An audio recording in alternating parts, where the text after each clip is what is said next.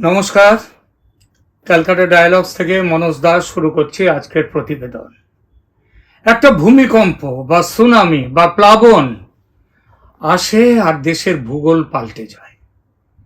আরজিকর ধর্ষণ ও হত্যাকাণ্ড বর্তমানে সেই রকম ভূমিকম্প বা সুনামি বা প্লাবনের ভূমিকা নিয়েছে।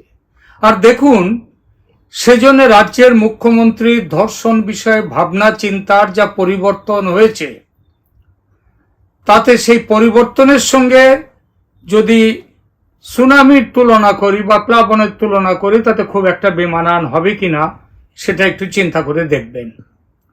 বিজ্ঞানীরা বলেন, আজ যে এত ঘন ঘন সাইক্লোন আসছে, সুনামি হচ্ছে, পাহাড়ে ধস নামছে, ভূকম্প হচ্ছে, তার দায় অনেকটা আমাদের মনুষ্য জাতির আমাদের অবিমৃষ্যকারিতার জন্য এসব প্রাকৃতিক দুর্যোগের বেশিরভাগ ঘটে থাকে। আমাদের মুখ্যমন্ত্রীও প্রায় একটা কথা বলেন, বন্যা হলেই বলেন ম্যানমেড বন্যা, অমুক কিছু একটা হলেই বলেন ম্যানমেড। এই আলোচনায় আমরা দেখব, বাংলায় যে আজ ধর্ষণের বন্যা শুরু হয়েছে, এটা আজ নয়, এনার আমলে হয়েছে, পরে আস্তে আস্তে আমরা আসবো সেখানে।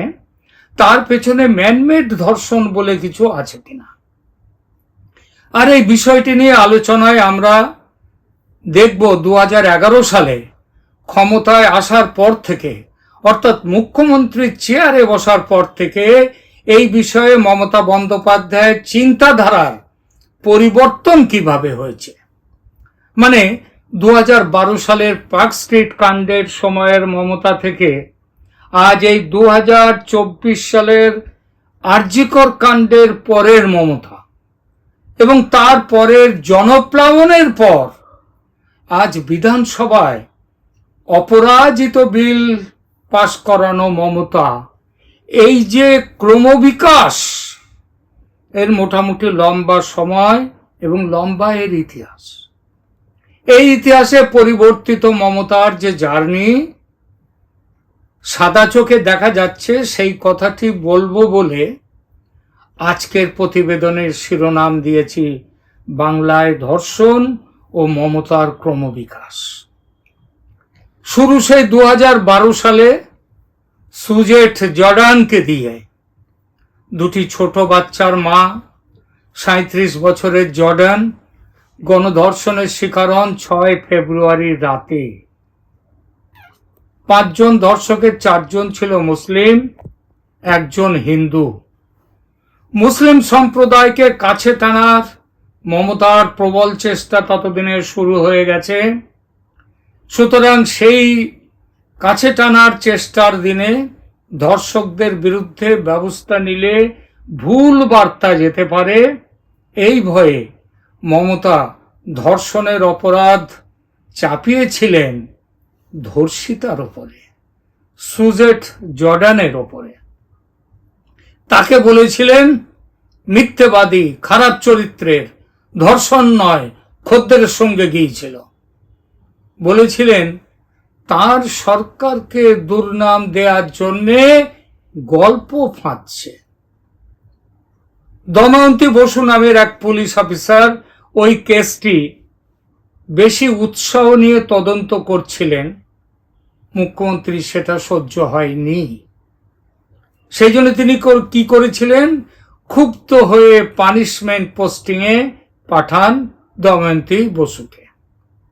ধর্ষণ সম্পর্কে মুখ্যমন্ত্রীর এই মন্তব্যে অনুপ্রাণিত হয়ে কিনা জানি না, রাজ্যের বিভিন্ন জায়গায় পর পর বেশ কিছু এই ধরনের ঘটনা ঘটে।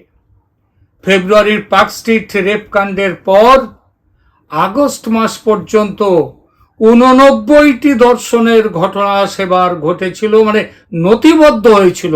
আসলে কত বেশি সেটা বলা যাচ্ছে না, যেটা নথিবদ্ধ ঘটনা। তার মধ্যে জুলাই আগস্ট এই 2 মাসে 2012 সালে 37টি ধর্ষণ হয়েছিল 2 মাসে। এমন অনুপ্রাণিত ধর্ষণে চিন্তিত মুখ্যমন্ত্রী ক্যাবিনেটের মিটিং ডেকেছিলেন, প্রচুর আলোচনা হয়েছিল সেখানে।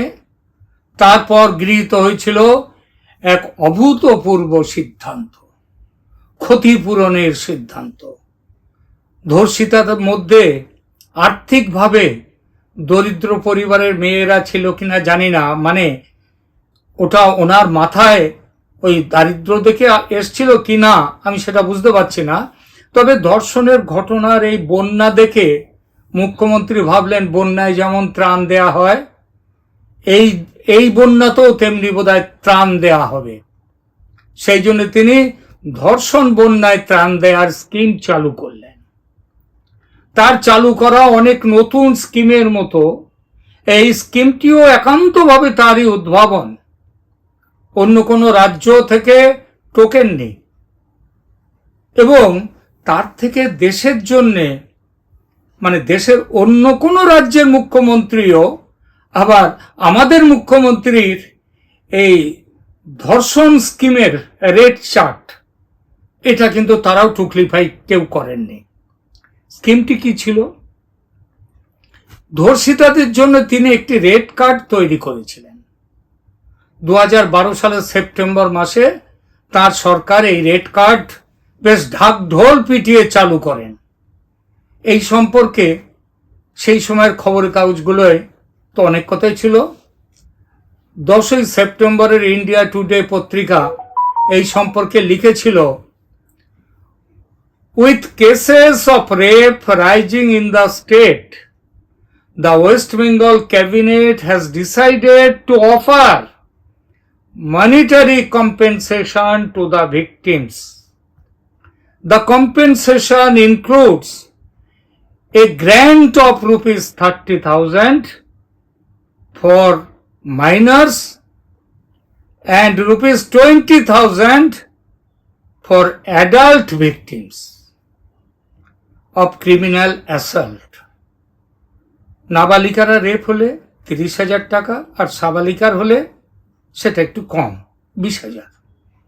পার্ক স্ট্রিট কাণ্ডে রেপ হয়েছিল, খুন হয়নি। এই খুন এবং রেপ দুটোই হলো 2013 সালে, যেটা কামদুনির ঘটনা নামে কুখ্যাত। গ্রামের কলেজ ছাত্রীটিকে কলেজ থেকে ফেরার পথে গ্রামের রাস্তা থেকে তুলে নিয়ে গিয়ে ধর্ষণ করে খুন করলো একদল নরপশু। যেভাবে খুনটা হয়েছিল সেটা আর্জি করে ডাক্তার মেয়েটির খুনের চেয়ে কম বীভৎস এবং মর্মন্তুদ নয়। এখানেও এই কাণ্ডটি যারা ঘটিয়েছে তারা একজন বাদে সবাই মুখ্যমন্ত্রী দুধেল গাই সম্প্রদায়ের। মুখ্যমন্ত্রী বুঝলেন রেড কার্ডে ধর্ষণের রেট দেয়া আছে, খুনের রেট তো নেই, সুতরাং দুটো যদি একসাথে হয় তাহলে তো আবার অন্য কিছু করতে হয়। করলেন কি, জ্যোতিপ্রিয় মল্লিক মন্ত্রী এবং এমপি তখন হাজী নুরুল ইসলাম, তাদেরকে পাঠালেন টাকার সঙ্গে চাকরির টোপ দিয়ে কেস ম্যানেজ করতে ওই যে নিহত মেয়েটি তার বাড়িতে। কিন্তু এরা ফেল করলো, পারল না। তারপরে তিনি নিজে গেলেন। ঘটনার 10 দিন পর টাকা প্লাস চাকরি দুটোরই টোপ দিলেন। মুখ্যমন্ত্রী দিচ্ছেন, কিন্তু তিনিও ফেল করলেন সেদিন। যদিও পরে চাকরি নিয়েছিল ওই পরিবার, আমাদের আলোচনার বিষয় সেটা নয়। সেদিন 15 দিনের মধ্যে তিনি সেখানে কি বলেছিলেন, 15 দিনের মধ্যে ফাঁসিতে ঝোলাবেন সবাইকে, কথা দিলেন। তার কথা কিন্তু গ্রামের মেয়ে বউরা বিশ্বাস করলো না। তারা দল বেঁধে এলো, এসে চিৎকার করতে থাকলো ওখানে দাঁড়িয়ে। মমতা গাড়িতে উঠবার আগে তিনিও চেঁচিয়ে বলেছিলেন, তোমরা যারা চেঁচাচ্ছ সবাই সিপিএম এর লোক, যারা মেয়েটাকে খুন করেছে তারা সব সিপিএম এর লোক। এর একটাই অর্থ, তিনি খুনির দল দেখে নিলেন। তিনি তৃণমূলের মুখ্যমন্ত্রী, সেই জন্য দোষ চাপালেন সিপিএম এর ঘাড়ে। যদিও সেই ঘটনায় মুখ্য অভিযুক্ত ছিল তৃণমূলের যিনি গ্রাম প্রধান, তারই খুব নিকট আত্মীয়। এরপর আসুন নদিয়ার হাঁসখালির ঘটনায়। মাঝখানে ছোটখাটো ঘটনা বলতে গেলে অনেক সময় চলে যাবে, সুতরাং হাঁসখালির ঘটনায় চলে আসুন। বেশি দিন নয়, 2022 সালের ঘটনা। 14 বছরের মেয়েটি তার দলের অঞ্চল প্রধানের বাড়িতে খুন হলো। তার দেহের পোস্টমর্টেম হলো না, বাড়ির লোকের অনুপস্থিতিতে জোর করে পুড়িয়ে দেওয়া হলো দেহ। আর মুখ্যমন্ত্রী কি বললেন? বললেন, was she actually raped? Was she pregnant? Did she commit suicide? Was it a love affair? যেন লাভ অ্যাফেয়ার হলে, প্রেগন্যান্ট হলে অন্যায় নেই, পোস্টমর্টেম করার দরকার নেই। এবার আসুন আরজিকর কাণ্ডে। আরজিকর কাণ্ড ঘটার সাথে সাথে তিনি কি করলেন? ঘটনার ধামা চাপা দিতে ব্যস্ত হয়ে পড়লেন। তার পুলিশ কি করলো? ঘটনার ধামা চাপা এমন ভাবে দিতে শুরু করলো যে পরে সুপ্রিম কোর্টের বিচারপতি পর্যন্ত বললেন তার 30 বছরের বিচারপতি জীবনে তিনি এই রকম পুলিশ কোনোদিন দেখেননি। কেন? ঘটনা বুঝে যাচ্ছে, ঘটনার ধামা চাপা দেওয়ার জন্যে যত রকমের কাজ করা যায় তিনি তাই করিয়েছেন তার পুলিশকে দিয়ে। কেন বলছি তিনি তার পুলিশকে দিয়ে করিয়েছেন?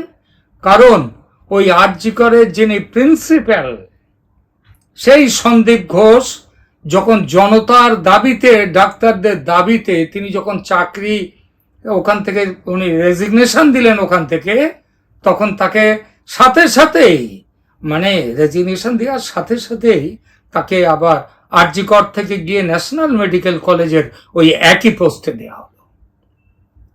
কি বলবেন? নিজে তিনি চলে গেলেন। আগে তো তার লোকজনরা, তার দলের নন্দী ভৃঙ্গি, তারা তো সব জিনিসে নিহত তার মেয়েটির বাবা এবং মাকে ভালো কথা, চাপের কথা সব রকম দিয়েই তো তাদেরকে থামাবার চেষ্টা করেছেন। তারপরে উনি নিজে গেলেন। উনি নিজে সেখানে গিয়ে বললেন কি? ওই মেয়েটি, নিহত মেয়েটির বাবা নিজে বলেছেন সেখানেও টাকা টোপ দিয়েছেন, টাকা দিয়েছেন, দিতে গিয়েছেন। অর্থাৎ বিচার কি হবে দেখার দরকার নেই, টাকা নাও, টাকা নাও, টাকা নিয়ে চেপে যাও, বসে যাও। তিনি কি শুরু করেছিলেন আর বলেছিলেন ফাস্ট ট্র্যাক কোর্টে বিচার করব, ফাস্ট ট্র্যাক কোর্টে বিচার করে তাকে নাকি একদিনের মধ্যে ফাঁসি দিয়ে দেব। তার ভাইপো কি বললেন? বলেন ওকে বিচার করার দরকার নেই, ওকে এনকাউন্টার করে উড়িয়ে দাও। তারপরে যখন দেখলেন ওনার খেলাটা মোটামুটি সবাই বুঝে গেছে, যখন 14 তারিখের রাত্রে যখন একদল গুন্ডা এসে সেখানে সমস্ত ভাঙচুর করে দিয়ে গেল, সেখানকার সবকিছু মিটিয়ে দেওয়ার জন্য, সবকিছু যাতে কোনো তদন্ত করতে এসে কিছু যাতে খুঁজে না পায়, সমস্ত এভিডেন্স যাতে শেষ করে দেওয়া যায়, তার যখন চেষ্টা করে গেলেন, তারও আগে কি করেছিলেন? তারও আগে সেখানে দেয়াল ভাঙাভাঙি শুরু হয়ে গেল। দেয়াল ভেঙে যাতে ওখানে কোনো রকম তাদের আর কোনো রকম ফরেন্সিক কোনো তদন্ত যাতে না হয়। নিহত মেয়েটিকে কিভাবে পুড়িয়ে দেওয়া হলো, বাবা মাকে না দেখেই পুড়িয়ে দেওয়া হলো ভালো করে। এমনকি এখন তো দেখা যাচ্ছে পোস্টমর্টেম যারা করেছে তাদের অনেকে পোস্টমর্টেম করবার, যিনি পোস্টমর্টেমের সই করেছেন তিনি বলছেন তিনি করেননি, পোস্টমর্টেম করেছেন নাকি অন্য কেউ, তিনি শুধু সই করেছেন। এই সবগুলো কি এমনিতে হয়?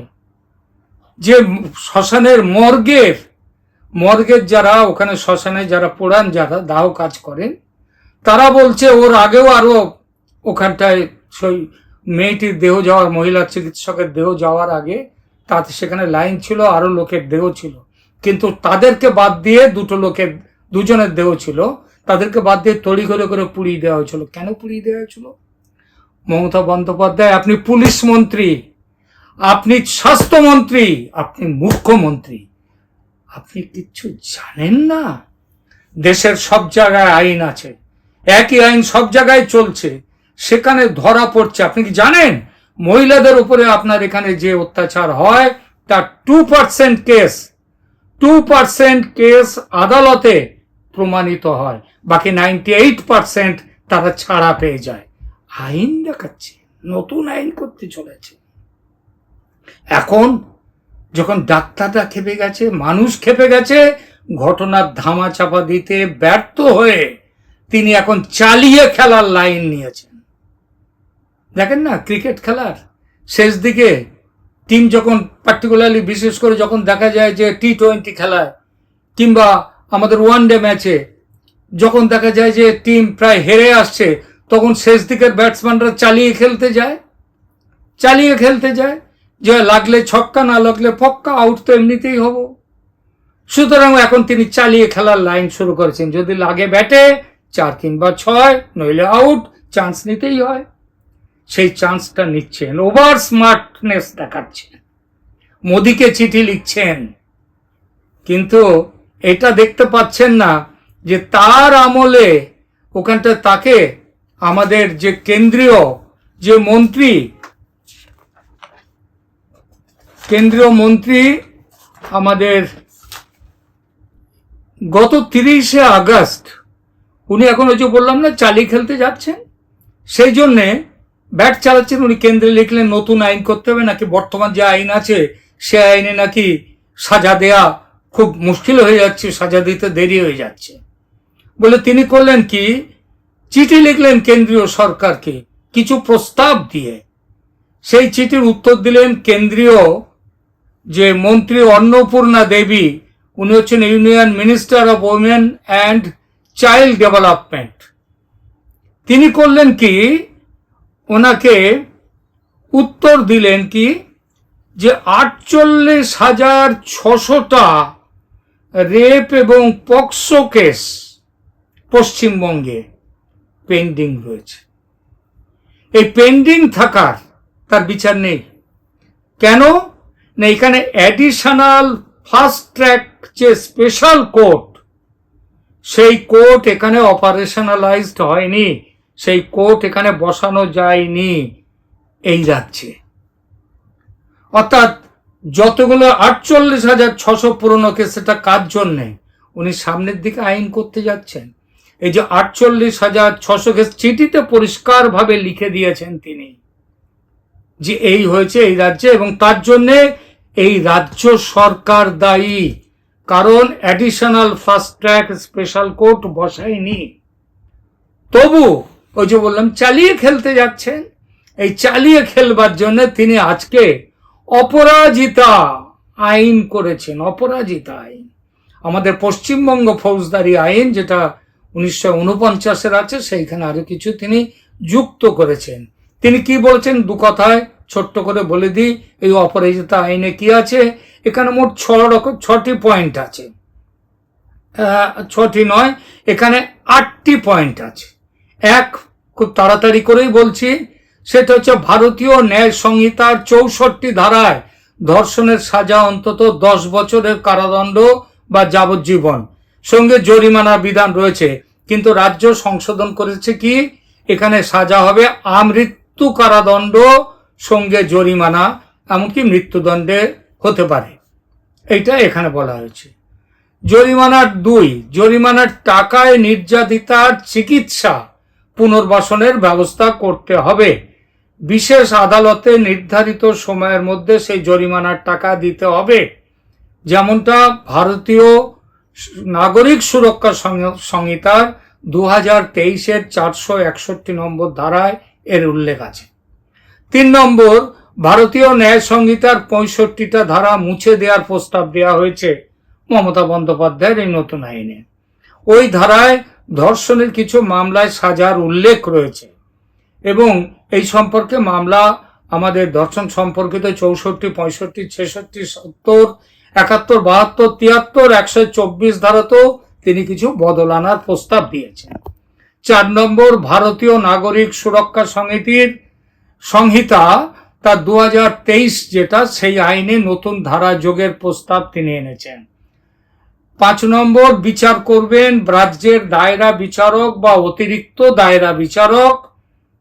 কলকাতা হাইকোর্টের সম্মতি নিয়েই চলবে বিচার। এখানে প্রশ্ন চলে, উনি তো ভোটের আগেই এবং কিছুদিন আগেও বলেছেন কলকাতা হাইকোর্ট হচ্ছে বিজেপির হাইকোর্ট, তো আবার তখন তো আবার বিজেপির হাইকোর্টের সম্মতি নিয়ে চলবে বিচার। তো বিজেপির হাইকোর্টের সম্মতি, তার তখন আবার অন্যরকম গিয়ার দেবেন না তো অন্যদিকে। 46 নম্বর ধারায় তিনি বলেছেন যে 46 নম্বর ধারা 3B উপধারায় তিনি কিছু একটু টাস্ক ফোর্স গঠনের একটা প্রস্তাব দিয়েছেন, যে সরকার অপরাজিতা টাস্ক ফোর্স নামে একটা ফোর্স গঠন করবে। মাথায় থাকবেন ডেপুটি পুলিশ সুপার মতো পদমর্যাদার কোনো আধিকারিক। 7 নম্বর হচ্ছে ধর্ষণের মামলায় যতটা সম্ভব তদন্ত করবেন মহিলা অফিসাররা। তদন্তে কোনো সরকারি আধিকারিক বা কারো সাহায্য চাওয়া হলে তাকে দ্রুততা করতে হবে। 8 নম্বর এফআইআর দায়েরের 21 দিনের মধ্যে তদন্ত শেষ করার প্রস্তাব দেওয়া হয়েছে। তার মধ্যে তদন্ত শেষ না হলে আরো 15 দিন সময় দেওয়া হবে, তবে তার বেশি নয়।